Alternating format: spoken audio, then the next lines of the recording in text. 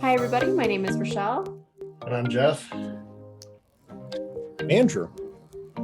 And this is Burnout Banter. There's no single stressor that causes burnout. There are, of course, several commonly recognized causes of burnout. In the workplace, these include lack of control, unclear job expectations, workplace dynamics, and chaotic activity. Ultimately, many of these chronic stressors are initiated by or end up damaging our professional relationships. Dysfunctional workplace dynamics put undue stress on us and our colleagues, which often results in burnout.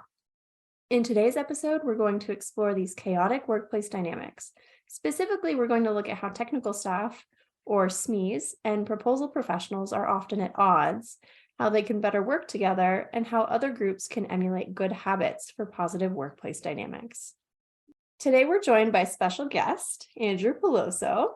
Andrew is an environmental consultant and regulatory specialist with 29 years of experience navigating complex permitting and regulatory challenges in both the public and private sectors, focusing on environmental requirements at the local, state, and federal levels. Most importantly, Andrew is a friend of the proposal professional world. He's an ally for us, but he's also a SME, so he and Jeff get to tag team this episode. And just so everybody knows what that is, subject matter expert. I love that at the beginning of every podcast, I say I'm a SME, but I don't really explain what that ever means. So that's a good point. We should have done that in the very beginning. SME, subject matter expert. Before we jump into today's topic, remember to subscribe to the podcast on Spotify, Amazon, Apple Podcasts, YouTube, or wherever you listen so that you can stay up to date with the latest banter. So, Andrew, I just want to jump straight in. As a SME, as our subject matter expert, what issues do you run into when you try to work with non-technical staff? Like, I'm not an engineer. What problems do I cause for you? Well, good news, I'm not an engineer either, so that makes two of us. Fair. I think what I've always observed is that how do I well, tough question on the first question. Oh my gosh. I thought I was lobbing you a softball. Like, no, it's not. Proposal professionals are a nightmare. They just ask me for things they don't need. Well, there you go. SMEs are easily confused by things that are not within our realm. And I mean, I say that half jokingly, but it after a while in your career, as you've sort of moved on and you specialize in whatever, and this is actually a real trait for adult learning, is that it becomes progressively harder to learn new things. You become less receptive to new ideas, and it's just a hardwiring of your brain. And that's just the biologist speaking for me. So I think for me, it has always been sort of an interesting challenge to try to start learning and appreciating the language that you speak and why the things that you talk about are important. Win themes, call out boxes, logos, colors, any of the myriad of things that are very, very important to your life. But for people like me, I'm going, well, I like Helvetica. Why can't we just use Helvetica for everything? It's not terrible, but everybody thinks that. That's why. You got to stand out. yeah, I agree. I think there's a tendency to, as a technical person, want to go really deep with the thing that it is that you specialize in. And even I had to learn, because I'm an electrical engineer, that, maybe I should start paying attention to the mechanical so that when I'm sitting in a meeting, I could actually contribute, or plumbing or whatever. Like that was a learned thing that I had to go through. That wasn't necessarily obvious to me when I started. So does this happen, like technical staff, like SME to SME? Is this also common? Oh, yeah. Oh, yeah. I mean, Jeff started talking electrical engineer and I immediately tuned out.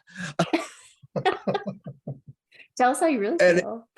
Well, and I joke about that is that since my background is natural sciences, it's environmental science, policy, and things of that nature. In the AEC world, the architectural engineering and consulting world, I mean, I'm going to be honest, people like me rank pretty low on the food chain, maybe slightly above proposal professionals, but not not Everyone's much above higher. the proposal professional. I'm not going to lie, that's probably true. So that's also sort of an interesting challenge too, is navigating this weird caste system that's in place, where people in the room automatically have different levels of importance based on what they do. And so, I mean, Jeff, I can't speak to your experience, but I can definitely say I've definitely been in meetings where, it's engineers talking engineering, and I'll pipe up and say, well, what about this? And they'll all give me we're not talking about the bug, about the, looking at bugs and hugging bunnies part of this project. Can't you just wait until the grown-ups talk? And it's a big deal. And when it comes down to proposal dynamics, that caste system, that level of importance about who's the most important person, that plays a role in stress and the dynamics of putting together good proposals or bad ones. Yeah, I Fair. would agree. I would agree. And, it's almost so working in an MEP firm, whenever we go to meetings, the electricals almost always go last for whatever reason. I have no idea. But usually the meeting time is over before we ever get to our stuff. And so it is an interesting dynamic, and why that happens. I have no idea, but Yours is the most complicated. I'm going to tell you from an architect's perspective, they're like, they don't want to hear it. I think going back to Andrew's point earlier, like that is beyond their realm. Like they know enough to be dangerous, right? Like, because they have to pull all the things together. They have to coordinate with all of you. But like I think electrical, I've been told, at least from the architecture side, like when they're doing their exams, like that's the hardest exam to pass. And so all of them are traumatized by it. And so they put you last so they don't have to relive it. That's my theory. Well, and we do blow off deadlines for each other too, right? So it's not that we're just skipping proposal deadlines. I've even heard architects say that they prefer to hire mechanical and electrical from separate firms because they're more accountable to each other than we are internally Interesting. to ourselves. So Ooh, I'm learning so much. But I want to go back to this like caste system thing. What do we think causes that? Like, who walks into a room and just decides the electrical is here and environmental is here and proposals like not even in the room? How did somebody a long time ago. maybe And we could pick on our favorite targets, which, again, now that I've become old and I'm male and I'm Caucasian, we can pick on those guys. I mean, from my experience, and again, being in the industry as long as I have, is that there always was a caste system. There was always sort of a hierarchy of people to do things, and that you have to look to those people for guidance, direction, and it sort of permeates the world that people are in. And from my perspective, being in firms where especially in the firms where I was working with engineers, construction managers, project managers, and things like that, there's definitely a hierarchy that's set up in terms of how many people do you manage, how big is your project, even translates into compensation and into bonuses. And I think really by extension there, it's sort of like, well, hey, I make more money than you, therefore my voice is louder than you. Or, I have a PE, or I have initials, you don't. And it's dumb. It's just sort of an old school kind of way of sort of organizing the world. Somebody's got to be in charge. Somebody has to be more important than somebody else. And then by extension, voila, caste system. Yeah, and I think it's also the way we do business, right? Like we're set up to work, like as engineers, we work for architects primarily. I would assume it's similar for environmentals, right? Like you work for specific people. So the stuff flows downhill based who's doing the hiring and how that's all set up and the way that we do business. And as consultants, we don't challenge the status quo very often because we want the next project. One from the low woman on the totem pole here, pulling that back into burnout, that causes so many problems for all of us, me and you, and whoever's at the top, right? Because we need to know who's responsible for things that are outside of our realm. So if like the big boss man comes into the room and he's not actually the person running a proposal, everybody gets confused because we don't know if we turn to the proposal person because they've been dismissed, or we don't know if we turn to the engineer because they've been dismissed, or environmental because somebody else came in and dominated this meeting, right? We get micromanaged by people who don't understand what we're doing and are either seeking to understand, or they're afraid of losing control over an aspect of an assignment or a scope or whatever it is within their firm. And so this is causing so many problems in the workplace in general, right? Like I think we've talked about on the pod before, that burnout is now classified like by the World Health Organization as a serious issue. So it's not just individual level anymore, it's organizational. So how do we change this system? Like, how do we deal with these common challenges, SME to SME or SME to marketer? I mean, Sorry to honestly, stump you. No, actually, I mean, it's a fantastic question. And I think the first step is a lot of what I've been seeing here, how I became a friend of the proposal community, so to speak. It's the explosion of what I would say actually useful content on LinkedIn. I mean, LinkedIn for the longest time was the social network that didn't have purpose.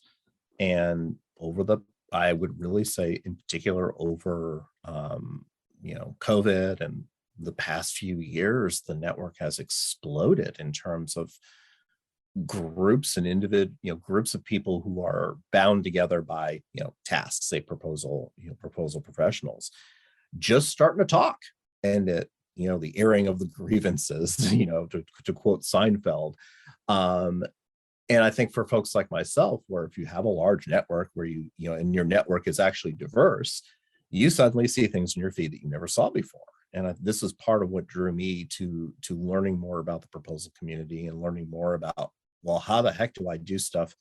How the heck do I do stuff that's actually good? And then really immersing myself in these discussions where it's like, whoa, it's not just a question of, well, proposal people, they speak a different language. It's how you're treated. It's how proposals are churned out. It's the workload. It's the stress. I mean, I have learned a ton consuming information that wasn't available to me. So I think the start is exactly this. It's to open the dialogue, and it's to honestly, it's to go full bore at stuff which is hurting all of our abilities to do work.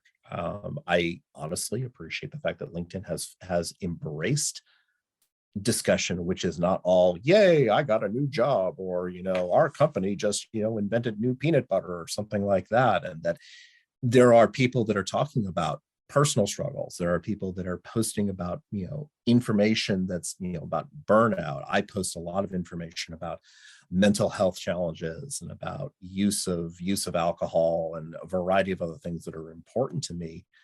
And that, I think, starts to move the needle. It starts to get people thinking, whoa, this is an awfully dysfunctional way to do things. Yeah, I would agree. I think it's trying to understand each other better. And does that mean everybody's going to want to understand each other better? Probably not. But the more we're trying and it's spreading, I think it can have an impact over time. And, it takes one person in an organization to start having a different conversation. It may not change immediately, but it changes over time. And that's a good thing. Agree.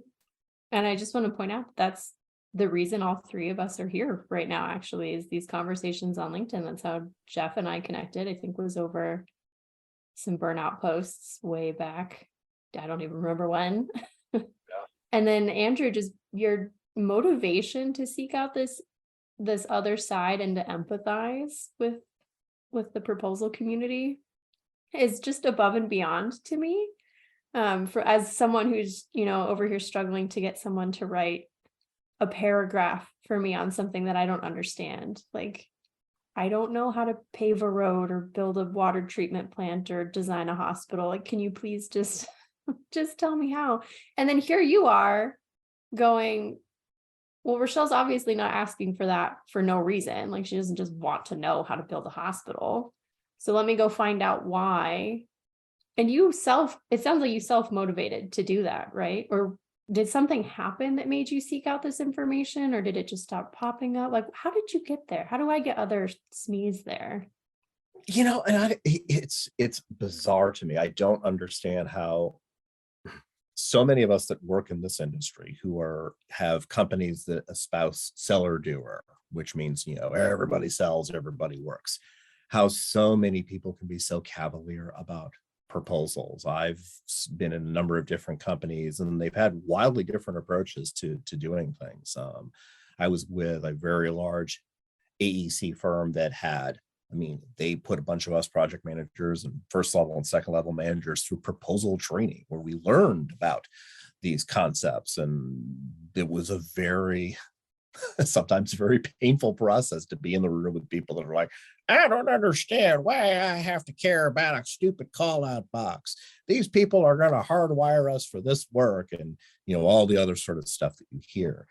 And for me, I'm just sort of like, okay, well, how do I sell to people? And I came from 18 years of government into the private sector. And so I feel like I missed a period of time where I'm like, well, maybe they all had selling classes that I didn't have. And so for me, I take proposals really seriously. They didn't. I know. I've learned that the hard way that no, they didn't. But I take proposals seriously because it's like, well, the last time I checked, my continued employment, my bonuses, and the company's well-being all hinge on the time that I'm spending on those things. And I want to be as successful as humanly possible at whatever I'm doing. And the other thing that I've learned over time too, it's funny being lower on the food chain, is I have an immense amount of respect for other people that do other jobs. I may poke a little bit at folks who have PEs, but it's like, I don't design bridges. I don't design, massive electrical grids or things like that. But my job requires that I understand those things because I have to figure out how permits work. I have to figure out how, you want to park a really large crane here to do this. You can't do that there because that's a sensitive area. So over time, in this industry, I've had no choice but to basically learn other people's jobs.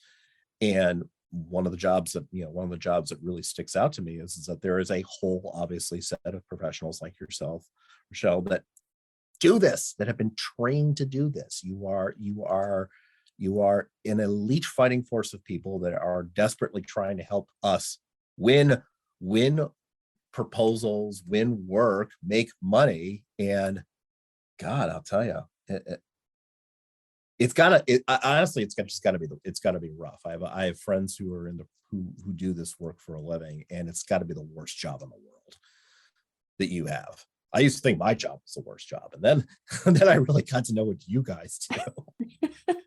I love it, but there's so much pressure because ultimately at the end of the day, I'm trying to keep everybody I work with and for employed, right? So like if things dry up, if our proposals start not going very well, or if we like hit a losing streak, I feel that very, very deeply. And it seems like the proposal pro often gets like the brunt of that. If you don't care about that call out box and you think that this thing is hardwired for you, that's great. But when you don't win it because you didn't care, that doesn't come back on you. It comes back on us. And it's crazy to me that happens. And I think that's why so many proposal people burn out. And I imagine it's the same for you guys working SME to SME. Like if your mechanical does something that affects your electrical, or if they park that crane on top of, like a protected wetland environment or something like that, that goes back on you, not on them. Right? Like, yes, we're always pointing fingers. Jeff, I just have to point this out because we're not on camera. Jeff is nodding so hard right now. I've never seen him agree so much with something. But like, that's just, I don't really have a point here. It's crazy that we point fingers at each other no matter where we are. And I want to point out that interdepartmentally, outer departmentally, I don't know if that's a term, Like, we're just constantly seeking to blame instead of seeking to be accountable Or to and understand. or to understand. Wild Mhm. to me. Well, and I would argue, I mean, I have a list of topics in 2023 that I want to talk about on LinkedIn. And I think one of them is really kind of going hard at this whole, and I mean, this is really brainy stuff, but this whole idea of how we as Americans view the world and how we view work and how we see everything as a form of competition. And a lot of the things that you just described, taking responsibility, understanding, seeking, these are all anathema to winning. Winning means that I have to beat somebody, and I have to beat probably a lot of people. And so if something doesn't go well, I'm not going to take responsibility for failure. Again, a very American, a very Western trait is that failure is bad, and that the first person to volunteer to say, "Oh yeah, I take responsibility for that," that person is perceived as weak. And so I think that this plagues this work that we do, because there's so much reticence to doing post-game wrap-ups, post-proposal wrap-ups, call the client and ask them why we didn't get chosen. I mean, the number of people are like, well, you do it. No, you do it. Well, I don't want to find out. And it's like, well, because then you come back and it's like, oh, I found out that, well, Andrew, you wrote a really bad section and they didn't understand it. And they thought that we weren't qualified for the work. That goes on my resume. That goes on my record. And I don't want to volunteer to bring in information that's going to look bad on that. Better we just say that we lost and we move on, or we use the classic set of excuses that we use. Oh, somebody else was hardwired, or, oh, they were just looking for information, or all the other sort of the plethora of excuses that we use to self-diagnose in a vacuum. Right. Failure is the killer of creativity. I forget where or who said that. There's a ton of studies on this, but when we are children, we fail and we learn from it, right? And at some point we grow up and failure becomes this big scary thing. And so we stop failing and we stop learning, because you learn when you do something wrong very well, right? It's scary. We don't want to do it again. But instead we do exactly what you said. We safeguard ourselves, we protect ourselves, acting out of fear, which is something we talk about a lot in relation to burnout. And I tell you, how do we combat that? How do we do better? I guess I would argue that we stop risking. Fair. We don't stop failing. We stop acknowledging that we failed. Stop acknowledging that we failed, and we stop looking for what we learned from failing. Right. But we don't stop doing either of those two things. I was actually talking to somebody yesterday, and he was very worried about all these bad things that had happened. And I was like, well, have you learned more from the bad things that have happened, or from all the perfect, amazing things that you've done? And he had learned more from the bad stuff, right? That's where most of his growth had come from. He just didn't see it that way. Same thing with proposals. You debrief a good one and they're like, your portfolio was great. It matched exactly what we wanted. We know your team. You did a good job. You debrief a bad one and they pull apart your technical approach. They say, we don't get it. It was too in the weeds. You went totally off the rails and didn't talk about what we need to do to talk about. I get so much more valuable information from those debriefs than I do from, you did a good job. I love hearing that. Thank you. But if I'm going to do better and not fall into that trap of, reusing the same stuff over and over until it gets stale and stops winning, it's not as valuable to learn, quote unquote, from the good. You need that risk. You need that failure. Absolutely. Well, and I think it's going back to the topic. I think it's why are we all burnt out? Why are we all stressed out? Why are we? I mean, heck, I've been in proposal meetings where literally people have stormed out of the meeting where they're like, I'm not working with you on this. You're not listening to what I have to say. So write your own damn proposal. And to get to that point, it to me is just, it's just appalling. It's just absolutely appalling that we are refusing to do the things that we need to do. And you touched on this. How do we improve the process? Well, right now we all have blinders on. We've all, used whatever analogy you want, stuck our heads in the sand or other places where the sun doesn't shine, and we don't want to learn. We don't want to, because the proposal environment is largely an environment of losing.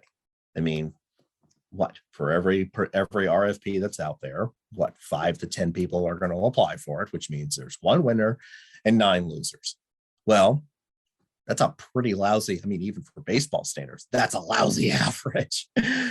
And so generically, anyone getting into a proposal is going to have to come in. It seems to me they come in with a sort of like dreamlike state. Well, we're going to win this because. Then they've already presupposed that they're going to do that, which means they already have a set of excuses when they don't. Or we're going to take a shot at this. It's a marketing opportunity. It's a, it's a stretch. We're going to get our name in front of them. And yeah, I know, for the love of God, I wish people would stop saying that. I'm going to get a taser. I think a cheaper way to do that. Proposals, like, it's called proposals marketing. are It's called thousands sales. and thousands of dollars. Yeah, just do sales, pick up your phone call. It's crazy. But you see it, what's funny is you touched on that point too. It's like, we don't cost out. I see a lot of this in the community. It's like, how much does it cost? How much does it cost you guys to do a proposal? And I can tell you right now, companies don't track that. They don't want to look at that information. They don't want to look and see how many hours were spent or whatever, because that's also a failure too. Oh yeah. It's also a sticker shock when you finally do get them to take a look. I had a friend that did that, and they were like, "We're averaging $10,000 a proposal." I'm like, "Well, yeah, you've got 3 principals and 2 project managers and a marketing professional on this, and what do you think is gonna sorry, flabbergasted is the only reaction to that when you don't realize how much a proposal costs or how much a business development effort costs. Like, how much did that phone call to just call the client and schedule a meeting, lunch, donuts, coffee versus an entire proposal package? Anyway, I digress. You also don't want to know, because then it has to factor into your fees, right, to do the job. And I think there's a little bit of, I don't want to know that either going on. Probably.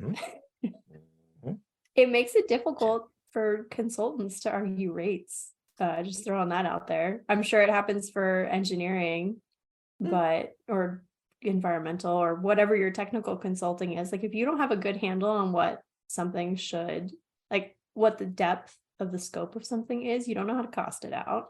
And then you get stressed when you don't understand it.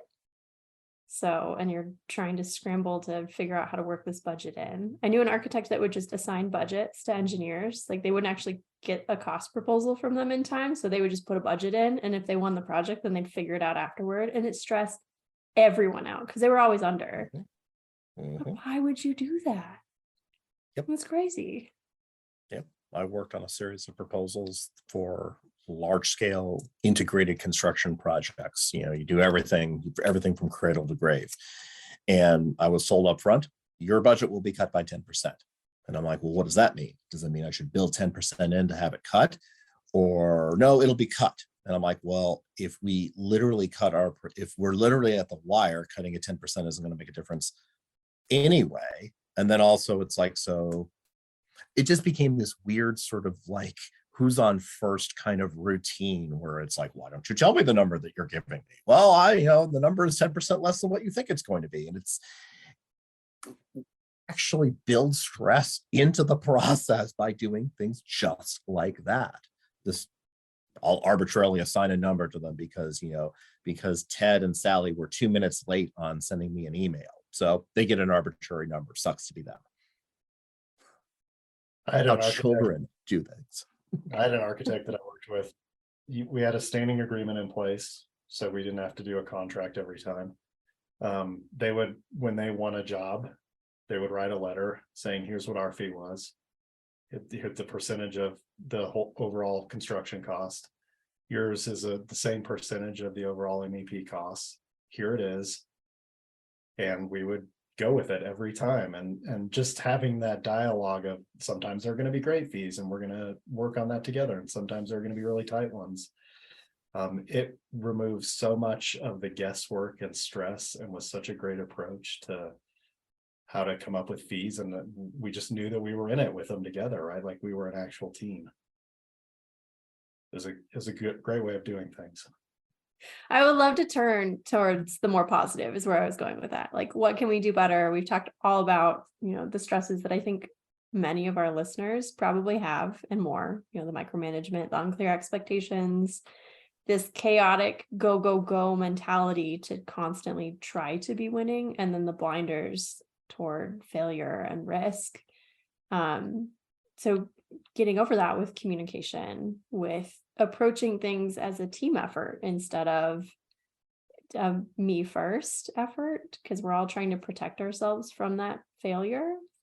Like, what else can we do? What can we leave our listeners with something like conversations they can go have, or things that they can put in place to kind of combat these chaotic workplace dynamics? Yeah, I mean, for me, it's there are people who will be your advocate, right? That do want to understand what you're experiencing and what you're going through, and it's finding those people and having conversations, and that person may have the ear of somebody else, right? And so you never know where this chain of conversation could get to. So for me, that's a huge thing we can do instead of just taking it. Is start to have some conversations with those people who do want to understand what you're going through and are willing to listen. I think the other thing for me too, to build off of that is that be squeaky wheels. And there's a danger. Everyone, as soon as I say stuff like that, I know everyone like gets clenchy. It's like, oh, Andrew, squeaky wheels get oiled. The nail that's too tall above the other ones gets hammered. The reality of it is that as long as we're not talking about these things, as long as we're not like saying, well, we need to do a post proposal meeting, I'm scheduling it. No, this is, this proposal that we did here, we banged this out in 2 days. This is not, and this is why it's not good. I've had this dialogue and I have it at my current company about what can we be doing better? And, sometimes it is framed in the positive. We all like to talk about, like, so, name, 5 good things that you did. Okay, well, that's fine. But, sometimes you also have to name 3 bad things, and you've got to attack those things. And it does sometimes require people to be persistent and to be brave in the face of, well, Jeff, I don't want to hear this. I don't want to hear your naysaying about our proposal process. It's like, why can't you be more of a team player? And it's like, I am being a team player. Team players help the team. And part of helping the team is identifying and solving problems.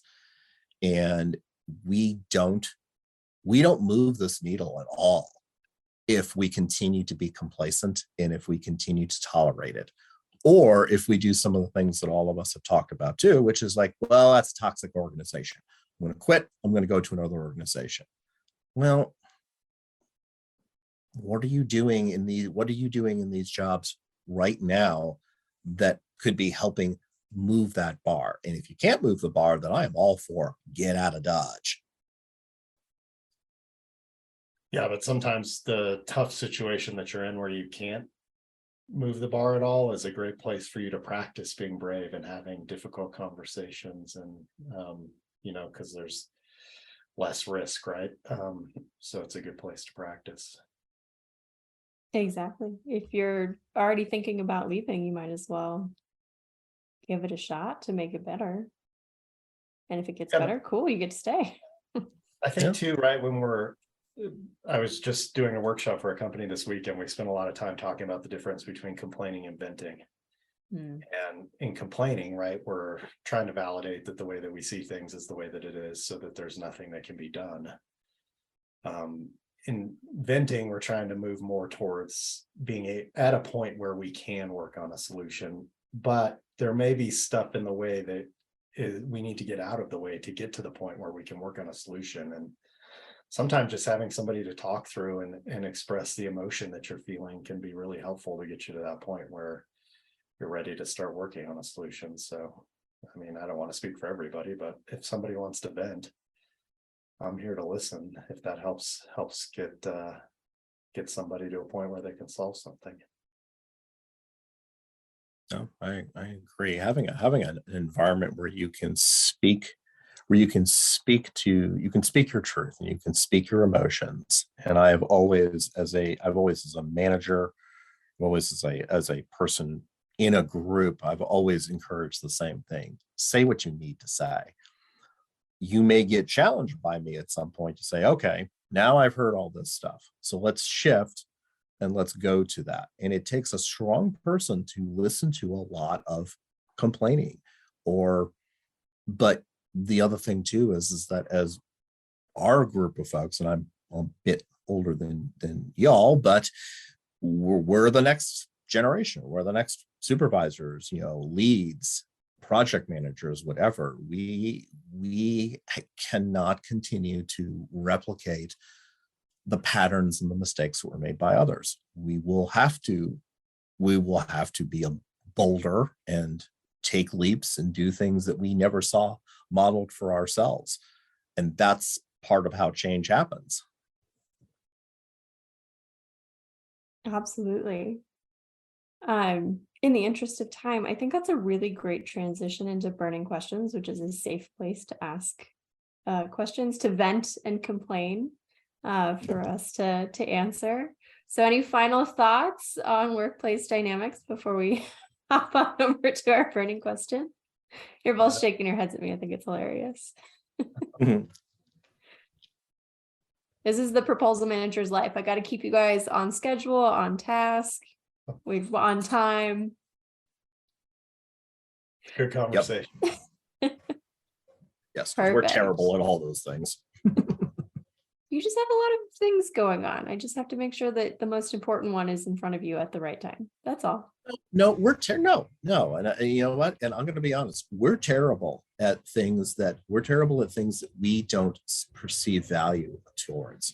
And I think that's something to take into consideration is that plenty of SMEs are great project managers, get drawings done on schedule, get permits turned around in lightning fast. Why can this not be applied to the work that they do as on proposals? And I think that there's a little bit, I've always appreciated the folks in the proposal world who have been like, Andrew, you're a lazy slug, get this done. And I'm like, oh yeah, you're right, I am. Because sometimes we need a kick on the things that we don't, there are secondary or tertiary priorities. So I'm not gonna make excuses for SMEs. I take the approach of empathizing as much as possible because I get that you guys have a lot going on because I have a lot going on too. So I was trying to take that approach, but I appreciate that you are open to, a more firm reminder of importance. I'm a parent and I've been in the workforce for a long period of time. And I think that what starts to happen is that we spend a lot of time being nice and not enough time saying, I need this. It's basic. And we spend, someone could possibly be offended. Well, how offended are you when you've spent 3 weeks on a proposal and you've worked over a weekend and where people didn't take your request seriously? I think that hearing what each other's challenges are is an important part about that. And yes, be polite, don't be a bad person, but towards honest communication is another way to solve problems. Fair point. I'm just thinking of all of the times I've tried to do the honest communication thing and I get beat back. That doesn't mean it's wrong. That's true. Took a lot of courage for you to do that. And just because somebody didn't react to it the way you would have liked, that says more about them than it does about you. And it doesn't mean you should change your behavior away from what is the best way or the right way to do things because somebody else has a bad reaction to it. It's true. I have grown a much thicker skin in 13 years of proposals. It still stings though every single time because I try so hard to be nice for as long as possible. And it's usually when I snap that I have to be brutally honest. And I'm still nice when I do it. It's always like an excuse me, this was due a week ago. And if you don't get it to me, we're gonna be non-compliant. So could you please get that to me? Thanks. Cool. Also, I CC'd your boss. Like, But just pay attention to whether or not you take that personally, right? Like the fact that right. they're not giving you what you need. A lot of us would take that personally, right? And say that I'm doing something wrong, or why don't they respect me, or whatever, when that's not the case at all. It has nothing to do with you. And now it's time for burning questions. All of this is great. And I really want to loop it into our burning question. So, because we're answering it right off the bat. But our question today is from someone who wants to know how to get a project manager to work with them. This project manager won't write content until the last minute or after, which I don't really understand why you would write content after it was due. But it's making this proposal person work late to clean up what they've been given, and they have no time to refine their content. And so I imagine the conversations we just had about being, honest and brutally honest, if necessary, can help. But I would love the take of two technical experts on this one.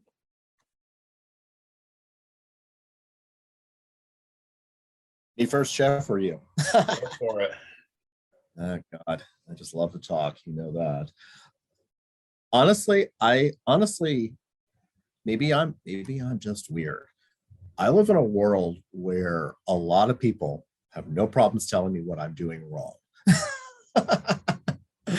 And I don't know, maybe it's because I'm an environmental and generically everything we do is wrong anyway, because we destroy people's timelines and tell them they can't put cranes in wetlands and stuff like that. But I think culturally, I expect that if I'm working with people that are trying to understand and trying to respect, and if I'm not doing something right, someone's going to say, Andrew, okay, the past three reports you've written, you've done this. Why?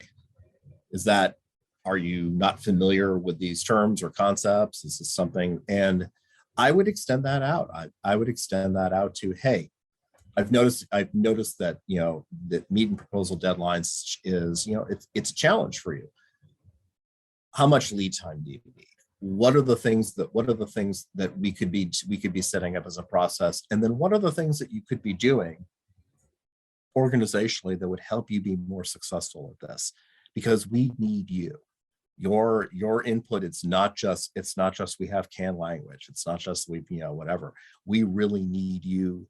We need you to be as an active participant in this process. And for me, it's a combination. It's letting that person know, yeah, what you're doing, not good, not acceptable. Offering suggestions, offering help, but also making it clear that there's a level of responsibility. And I think sometimes people forget that. They're just like, oh, well, I just thought the proposal people just did it a lot, just had canned language. You'd be surprised how often people make bizarre assumptions, almost childlike assumptions. Oh, that does not surprise me at all. Every excuse a project manager can give me for why they shouldn't actually have to write this, like they're interpreting the RFP requirements differently, or they know the client, and that's not actually what they want to see. I've gotten all of it. All of it. I would say most people have no clue the effort that you all are putting in. So I think trying to create some awareness around that, of the impact that this has on you, could be really helpful. Some people may not care, but I think most people would, right? I talk all the time, you work with a remote person, if they're just a name on a screen, you tend not to care very much, but once you get to know them, you care about them quite a bit, and you probably wouldn't do the same things to them that you would if you didn't know them at all. So it could be, maybe don't be so isolated in your own little world, interact with them a little bit more, so that they do get to know you and care about you. We've talked about their own fear of writing, right? Like it could be, I don't know what to say, and so I don't want to feel this way, so I put this off. So trying to help them, I think, is a great way to, what could I do to help get this out earlier? And I love the way you framed, Andrew, I've noticed this is how what's getting in the way. The question why can be really triggering. Why do you keep doing this? So I would try to avoid using the word why when you're trying to figure it out. For my proposal people, I learned a very neat trick that actually works very well on technical people from an interviewer. She would feed back false information to have you correct her to just get you talking. So like if she asked a question and it wasn't enough, like if I didn't respond enough, she would feed back something I hadn't actually said so that I would dig deeper into the topic. And so I adopted that because it's brilliant psychological trick. And so for my technical staff, sometimes when I've noticed that they haven't gotten started on something, I'll pull as much information as I can together and just put it in front of them. And even if it's wrong, there's like this compulsion to fix it. So a lot of my technical staff were like, oh my gosh, no, why would you say that? This is terrible, if they actually read it. And then they fix it for you. And it's easier for them to fix something than it is to start from scratch. So it's a possible technique. Sometimes actually just giving them a good start is also helpful, but yeah, or even interviewing them. We've talked about that. Yes. Or like, can you interview them and get the information out versus waiting for them to write it? Oh, absolutely. 15 minutes of conversation is amazing. And it saves so much time on both ends. And then again, if you get something wrong and you just give them the draft, they're much more likely to just fix what you got wrong than they are to write it from scratch. Not to mention, you're probably a way better writer than most of Yeah, us. well, not yes. But to go back to that, like, you don't know the effort that goes into this. We spend a lot of time editing your content into the tone of voice that it needs to be in to fit the rest of the proposal. I don't know how many hours I spend editing out like passive academic voice. Like, we do all of that cleanup. It's part of our job. It doesn't mean that you're a poor writer. It just means that I have brand standards that I need to meet. And I'm going to do that. So I need you to give me time to do that. And again, no reflection on you or me. It's just got to be done. So it doesn't sound like 5 different people wrote this document. Yeah, And I think that I was just going to say, as somebody who's read a lot of proposal responses as an owner's rep, you can tell there is a clear difference. Some are very fun and exciting to read. Some are very boring and awful to read. And guess which ones score higher? The boring technical ones. No, Andrew's right. The ones that tell a story. I think what you just, it's interesting what you just said about all those things that you do in your quote unquote copious amounts of free time. That's something, honestly, that a lot of SMEs don't understand and definitely get offended or triggered or just get their feelings hurt when, they modified my 2 pages down to 2 paragraphs. Why would they do that? And then there's no communication. And so the reinforcement that they get is, well, I must not be I can't write proposals. And so I won't write content because I don't want to be judged, or I don't want to have my content edited. And there's a lot of us, I think, that sit on the side that the older we get, the more the thinner our skin gets. And just being able to hear what you just said is a wildly useful thing, I think, for briefing SMEs. I mean, maybe even a proposal kickoff meeting or something like that, to devote, here's what's going to happen to your content.